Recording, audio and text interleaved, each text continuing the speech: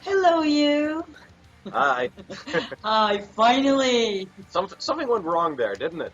Yes, it did. I forgot about the earphones. So basically, then I would be talking, and you would be like, "Yeah, sure, I don't have any idea what the hell that guy's talking about." I I, can read lips, though. yeah, really? No. We can at least try. I can get some signs, maybe. Oh, that would be great. You Yeah. can still do that, Tom. I'd love that. How are you doing? Prepare for that. You should have told me. Ah, anyway, hi. How are you doing? I'm alright, thanks. How are you? Nice to see you. Yes, nice to see you as well. And well, I'm good. I've been very busy. Actually, this morning's been I've been doing about 20,000 things at the same time, which is my life basically every day. So Really? I'm okay. I'm good. And You'll be fine. just yet we had some pretty good sunlight out here, but apparently now the weather's deciding to become shitty all of a sudden. So if it becomes all dark, I'm sorry. I Alright. kind of anticipated that to be differently. I wouldn't really want that to happen, but we'll see. It looks sunny now. They Yeah. say, so have you done the groceries and everything? Oh yeah, all the stupid stuff that needs to be done to get your house running, and obviously I had to I have to be the servant for my cats, obviously, because everyone Yep. knows dogs have owners and cats have servants, Yeah, and exactly. basically I'm the servant for two of those little fuckers. So yeah, I'm kind of forced I am to do too. all that stuff. Yeah. This sounds so metal. I know. Look at me. I should be making you look like a rock star, and I'm definitely undermining its grocery. Ah, look, I've Wow. already I kind of gave up on the whole rock star thing to begin with, so I'm cool with everything, really. Yeah, it's cool, but I've seen your videos and everything. You're such a rock star, and so you're a great frontman with mine. So, yeah, yes, you are. We'll come to that. We'll come Okay. to that. Yeah. Well, I'll let you introduce yourself, but I fear it will take like ages because you're a composer, arranger, singer, guitar player, synth player, a frontman, a I'm a label workaholic. owner, even. My goodness. Like I said, I'm a workaholic. I get that a lot. So for me, it's I guess that's the only word you can use to describe all of that, because otherwise, indeed, you'll be taking way too much time. Yeah, So so by no means we can cover everything, but I trust we can give people enough taste to, make them want to check you out. So yeah, who are you? Tell well, us. I'm Tom de Wit. I'm a Dutch state citizen, as far as I've known for all my life. I'm 26 years old now. I am the frontman for and singer for Mindsoul. I'm also one of the main composers for the band. I have my own project called TDW, with which I've been making music for about 10 years now, because I started when I was 16, so there you go.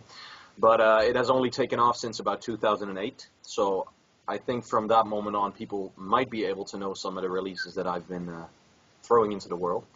And since 2010, I'm the label owner for Layered Reality Productions, which is a label that focuses on progressive, symphonic, and avant-garde metal, and which, in my opinion, are basically, yes, I know, but those are basically the genres which I think definitely need more representation and more coherence, so to speak. So both as a musician and as a musical lover, I want to add to that, so that's why I started, but I'll get into that later.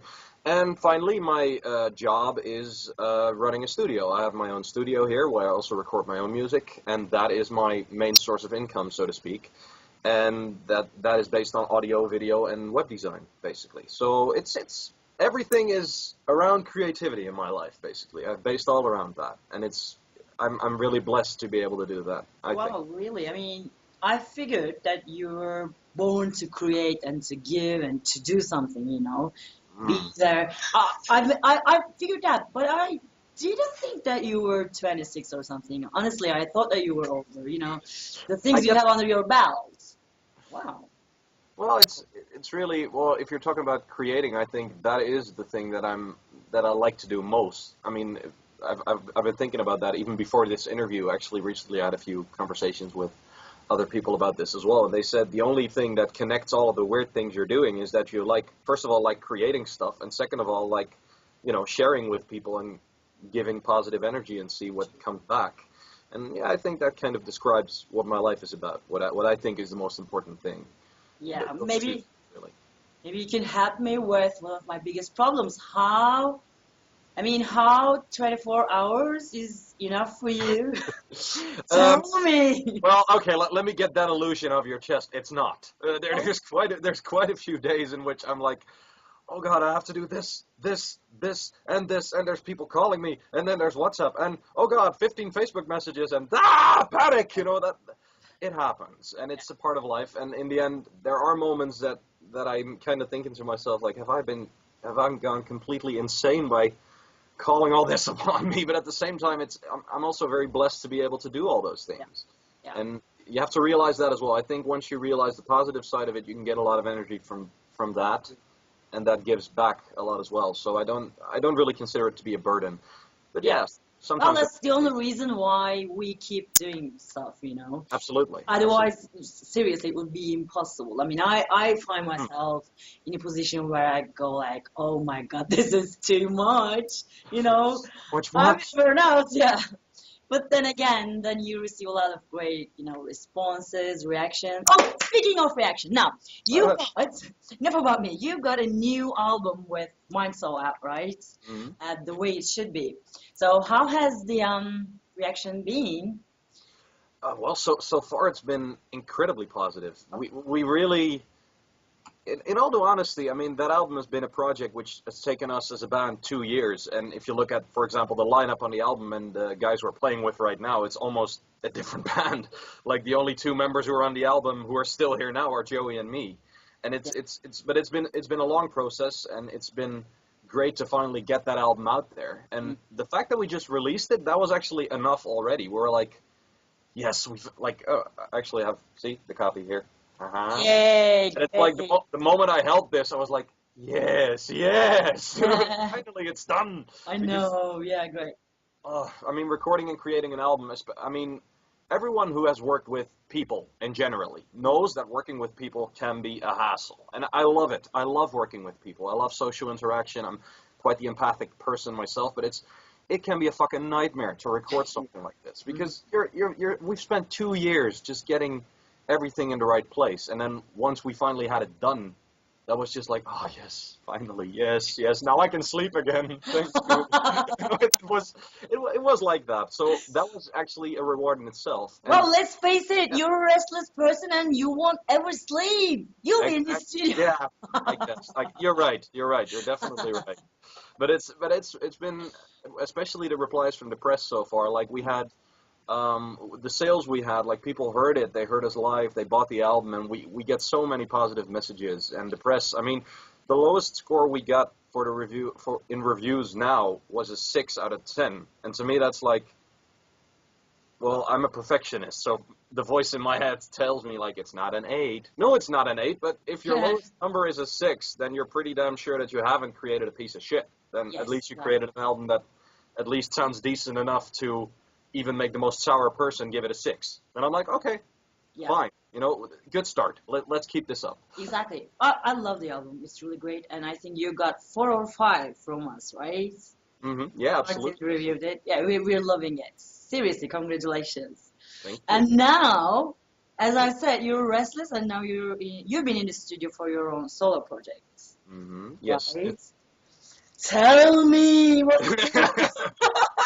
Well, give me uh, something because I hear that you have guest musicians on board. oh yeah, absolutely. But Yeah. unfortunately, that's the only thing I'm not gonna tell. No, I'm not gonna ask. Sorry. Just I won't want you to name names, but at least tell me, is there someone that I should get excited about? Oh yeah, absolutely, absolutely. Really?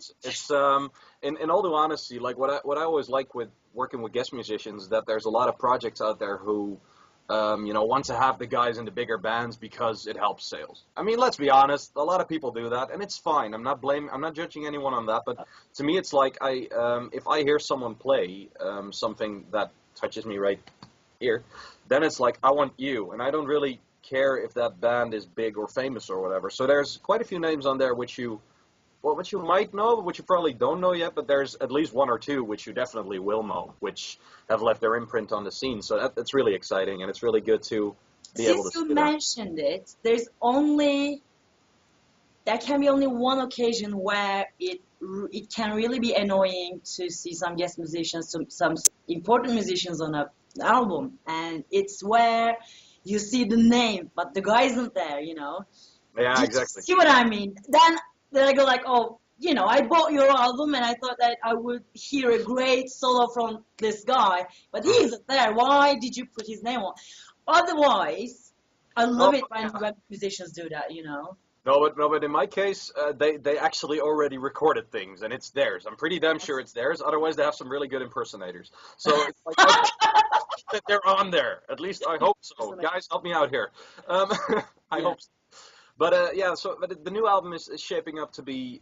It's gonna be interesting. I know that it's gonna be pretty big and bigger than anything I've done before. But then Oh, again, I always try to outdo myself, and probably the next record I'll do will be even bigger, which because that's what I do apparently.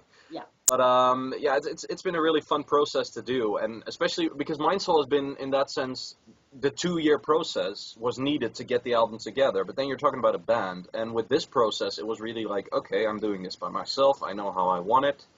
So actually, I think we are now finishing off the record, and it's gonna be well a year max before it's released. And then we're talking about the total process. So that's composing, recording, everything.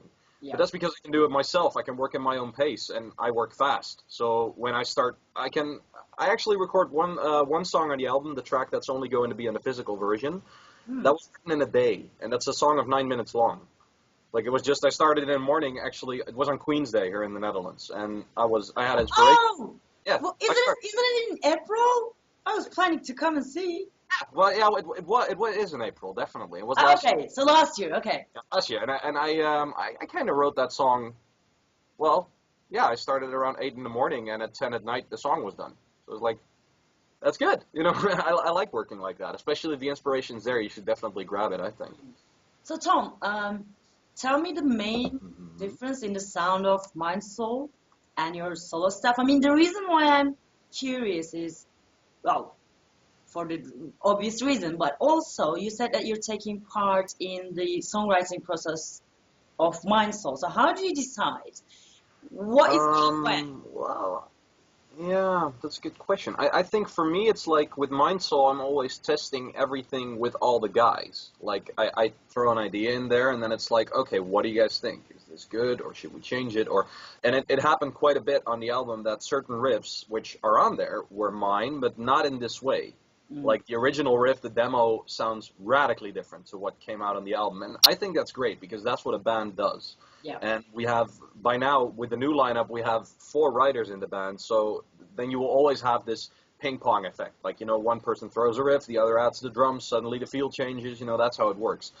And I think with TDW, I think the biggest difference is it's more symphonic because I have a real big, I have a big weakness for using, both synthesizers, but also, real orchestral colors and sounds. That's definitely what I love. And Weakness. I love that.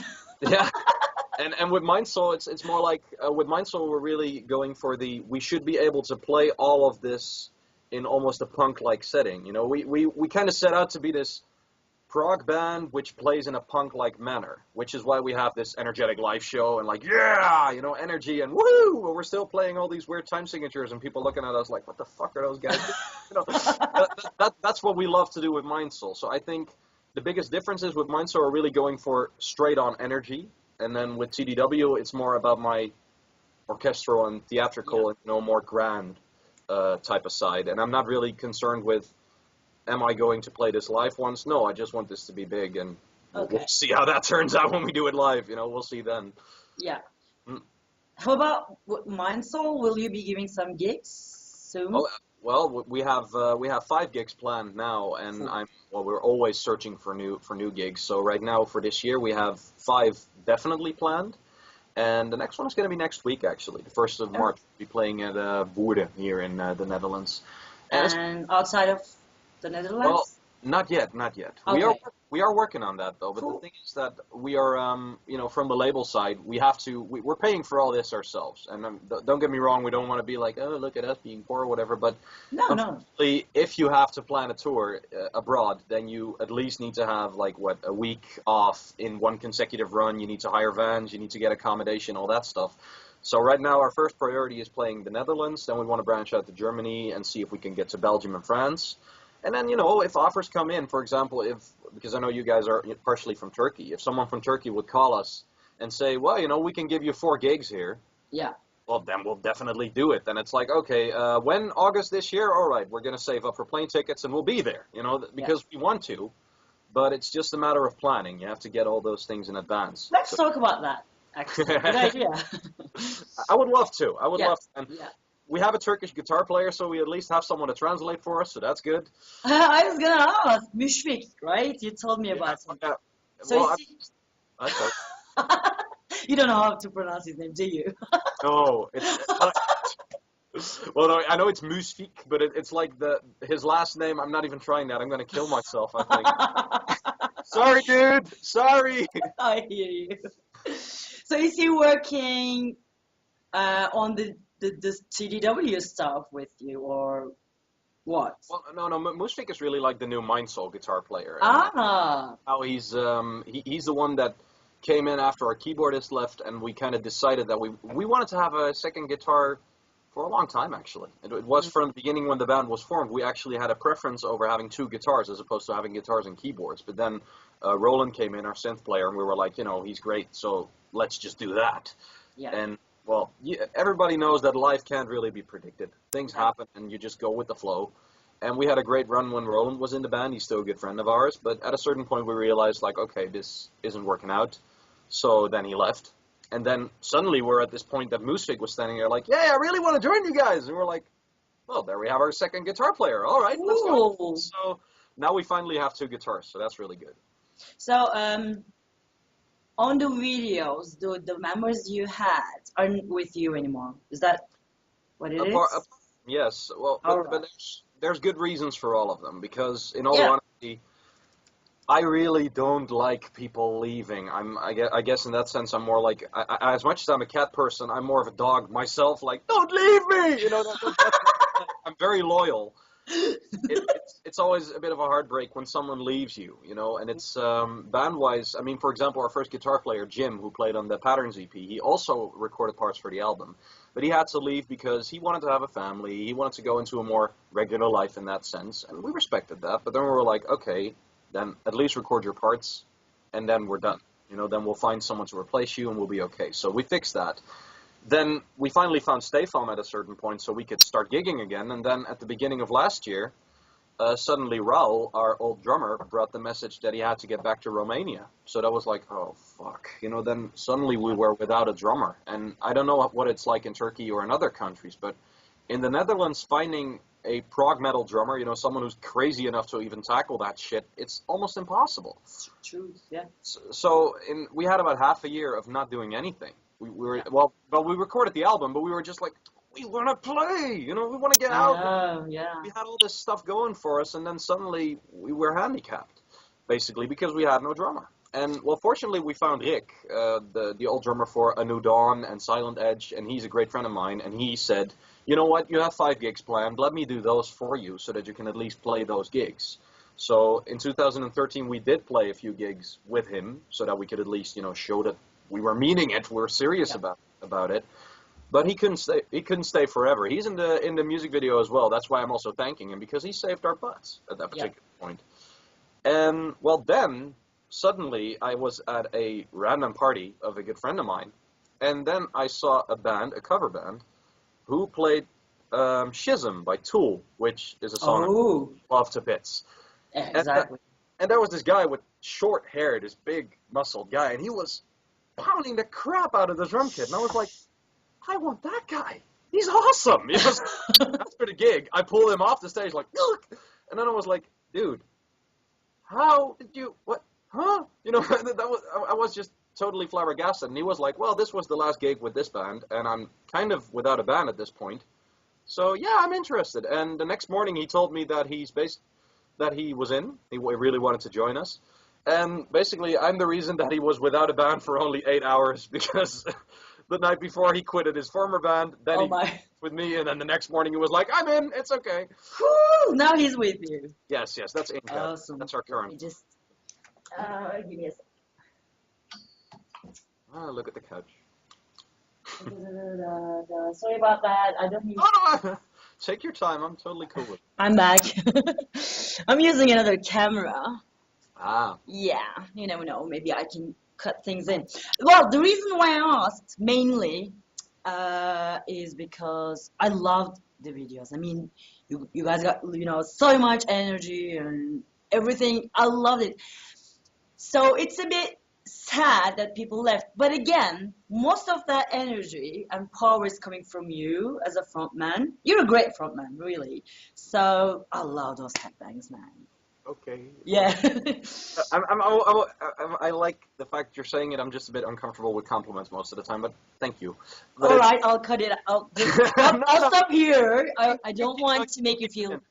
You can Yeah, keep it in. I don't have anything to hide. It's just that for me, it's like I love it when people are into the music. yeah, When they're like, yeah, I love the songs and all that stuff. It's just that the whole personal admiration thing is something I'm yeah, really flattered by it. But at the yeah. same time, after gigs, I'm Well, like, Tom, get used to it. I'm I know. sorry. Wow. Oh my God, I've got such a hard life now. No, I just have. You're right. You're right. It's just a love-hate thing, really. Yeah, But I think regarding our energy, I think you shouldn't. There's also a big part with Joey. I think Joey and yeah, me together really yeah. makes that True, work true. because we've been there from the beginning. And Joey and I kind of set out when we started with the foundation for Mindsoul. Our goal was like, we're not going to be that boring prog band that stands still with their instruments looking at their shoes. We're not going to be those guys. We're going to mix our asses off so we can play this while looking energetic at the same time. And I think everyone can do that as long as you're willing to put the time and, investment into that. But Okay, it's always personal, I think. I love asking this question to progressive metal band members. So Uh, you already told that how you want to see yourself on stage. How about the audience? I mean, what kind of audience would you like to see? Watching every move you make, or you know, rocking out, headbanging? Which one? that's a good question. I think I like getting energy in return. So I really like crowds to, sing along, hat bang, and be in the moment. Like, I think we have music. Yes, our music is complex. Yes, you might sometimes have to go like, what the, wait, what? Like sometimes they might be a bit surprised, but I do like it if an audience is just, yeah, like we're going to have a party tonight. Yeah. And at the same time, it's going to be an intellectual party with all sorts of pretentious lyrics on top, but no one will give a shit. Just yeah. And I think that's exactly what we want. We don't necessarily. I mean, I also like the listening audiences. We played for a few crowds. You could really see the headbangers. You could see people really standing like, wow, this is interesting. Yeah. So I like the combination. I don't necessarily need to have. I like it when people mosh, for instance, but they don't have to. Mm. I like it when people headbang, but they don't have to. Like, just be yourself. Enjoy Yeah. the music because we are not really. Well, if you could tell us what image we have, we would like to know because we have no idea. We just go on stage, Well, I'm sure we make people music. people do what they want to do anyway. I mean, I Exactly. sometimes find myself, what my all-time favorite band is Dream Theater. Everyone knows. I think everyone knows that. Right now, this is my future husband. Oh God, does he know? Or Not yet, but at some point he needs to learn, right? Anyway, so when I'm especially at Dream Theater gig, Mm. I find myself losing myself sometimes, and then I go like, oh my God, I need to embrace this moment. I need to watch John Petrucci. He's right there. And then I go like, I lose myself again. Right out. I'm struggling. No, I think Progressive. the losing it is actually also a very pretty thing. I think once you're able to, once music hits you so thoroughly and when you're comfortable, it's actually really beautiful. If I see, I mean, I just mentioned Tool. I'm a big fan of Tool, for instance. I'm also a big Dream Theater fan still.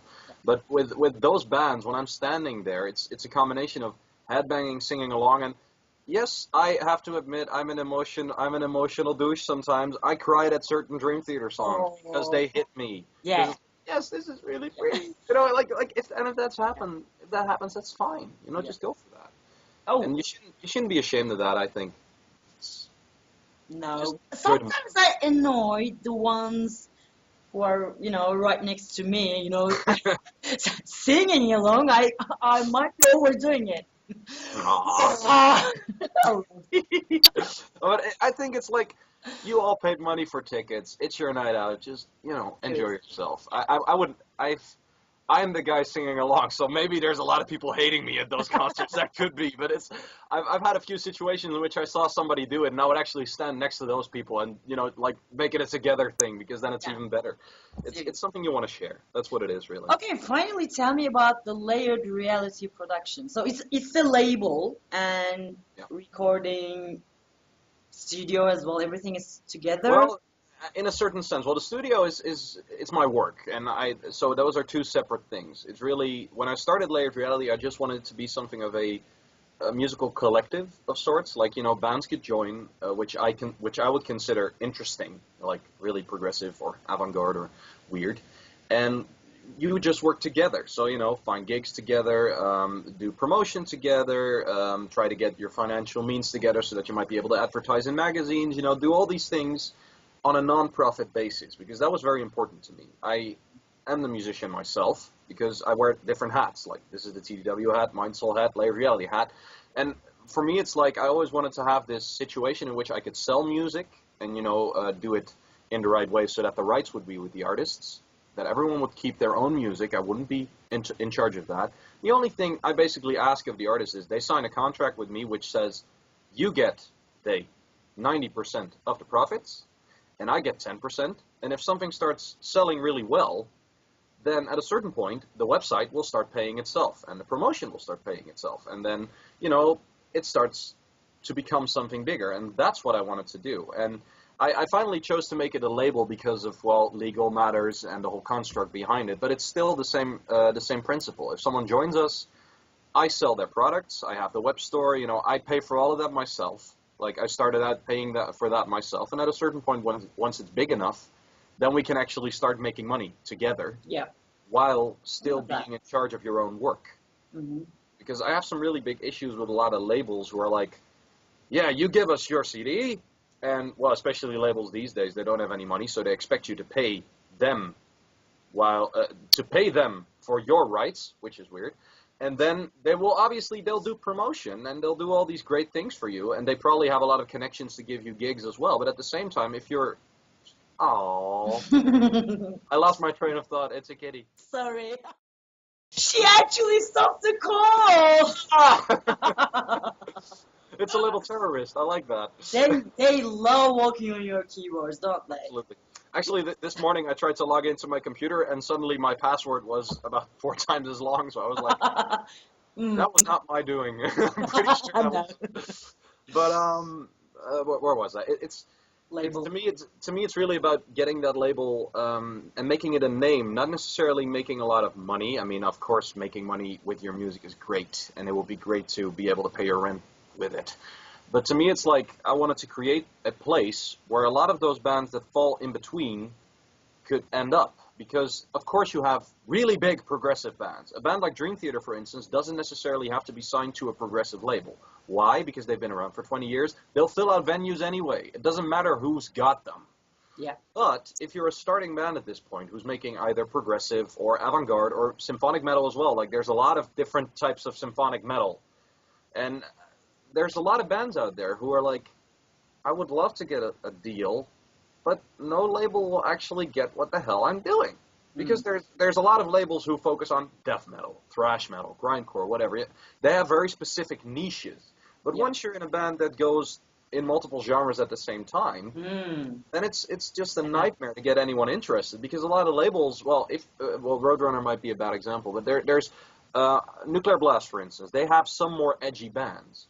And I love them. I love Nuclear Blast. I love their output. And this is not to kiss ass. I mean it. But once you're really a band that is really, really out there, like you're really combining all these weird influences that no one gets, then their primary concern, which is logical, would be, can we sell this? Because what genre can we put on that? Yeah. Well, people don't get that. And that's why I started this. So I hope in It's about, yeah. weird that you're mentioning this now because recently I've been talking to a really great and established and talented, fantastic musician who has been recording an album with other great, fantastic, talented musicians Hmm. from other parts of the world. And he sent me a message saying that, hey Nan, we contacted this certain band, which is a really giant prog band, and they said that we're not proggy enough. And then they contacted another metal band label, and they said that they weren't heavy enough. And Tom, trust me, the music is amazing. It's fantastic. It's so intricate. It's so brilliantly written, and it's difficult. So it's great that you're giving this opportunity to musicians. Yeah. By the way, I had that band out with signing up with a band, a label. Oh, okay, that's great. Yeah, so we'll be hearing the album this summer, hopefully. It's perfect. It's great. I Yes. actually want, now I want to hear it because now I'm curious. I mean, I'm Yeah. still a music lover, so when I hear these things, it's like, give me, give me, give me. I want to Yeah, hear it. yeah, yeah. You will love it. Okay, definitely. Yeah. But actually, this is interesting because you're pointing out something which I'm kind of fighting with one notion, and that's to me the definition of progressive music, Mm. because that's definitely something that will always be a heated debate. Personally, I think a lot of bands which are considered prog are doing a lot of things that have already been done. And to me, it's like if you're, being another band with a high-pitched singer, playing a mellotron, playing 7, 8 time signatures, and doing all the stuff that Yes, Emerson, Lake and Palmer, and all those bands did, I don't mind. I like it. I like that type of music. But is it progressive, or is it a tribute to what you like? And I know this is an edgy comment. I don't want to be the piss ass. I don't want to be a bad person for saying this, but it's just that I think true progression lies in really getting out there. For instance, I signed a band like Dimeon, for instance, as an example.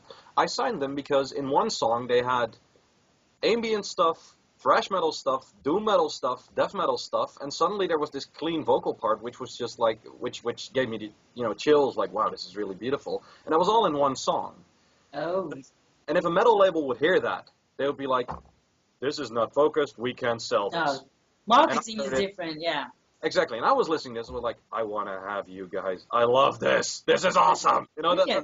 So I think that, in my opinion, is more about being progressive, daring to put things in there which are not regular, Mhm. and which actually a lot of people, because especially in the prog and the metal scene, there's actually quite a lot of people who say that they're really open-minded, but once you throw something really weird their way, then there will always be this primary reaction of, what the hell are we supposed to do with this? Logical, because that's very humanely, it's a very humane response. But I think it's not necessarily my job, because now it sounds like I'm giving myself too much credit, but I think it's the job of people like me who are supporting the genre to give those bands the exposure they deserve, because it's the weirder bands. Every band that is great now started out as the weird band. When Dream Theater started out in 1985, people were like, what the hell are those guys doing? This doesn't make any sense. Vocal lines don't make sense, whatever. And, well, look at where they are now. So, Seriously. like- I'm glad that you mentioned all these to me because, when some bands approach me and ask for help, I know now who to point at your direction. Yeah, exactly. So yes. it's great that we're all helping each other out. I love that. What you're Mm. doing for music, for the genre, for these weird genres, avant-garde, and Yeah. it's great. It's great. Thank you for Well, I that. hope. Yeah. I hope I'm able to contribute to it. Well, like I said, I'm Dutch. When you're Dutch, you're not allowed to say you're really good or bad. It's always, you got to be in the middle somewhere. To me, it's like, I work hard for this. I believe in this, but I think that there's still not enough people working on this for Mm. my personal tastes. Like, there's so many great bands out there that need to be discovered, which I think. True. And that if I can perhaps throw a rock in that pond once in a while and cause some ripples, that would be great. Yeah, I love that. Ripples. Brilliant. Well, thank you so much, Tom, for No taking problem. the time. I can talk to you for ages, honestly, and would love to But that'll catch up with you when you're close to releasing your solo album, absolutely. and when you're ready to reveal these names. Oh, absolutely. Yeah, yeah. Let me know because I Yeah, would be I'll happy. let them out. I'll let them out of their cage for a day, and just let them wander around a bit, and it'll be okay. Yeah. I kidnapped all of them. But anyway, no. Yeah. But, thank you so much for your time. It's great. It's always a pleasure to talk to you. So Great, thank you. Thank you as well. Looking And- forward to the next time then. absolutely, and to all the readers for Lady Obscure, and everyone who came by this video. Thank you so much for your patience. And thank you very much for your mental stability for enduring all this stuff, because really, I can imagine it can be a bit harsh sometimes. Have a good I love that. You too. Take care and bye bye.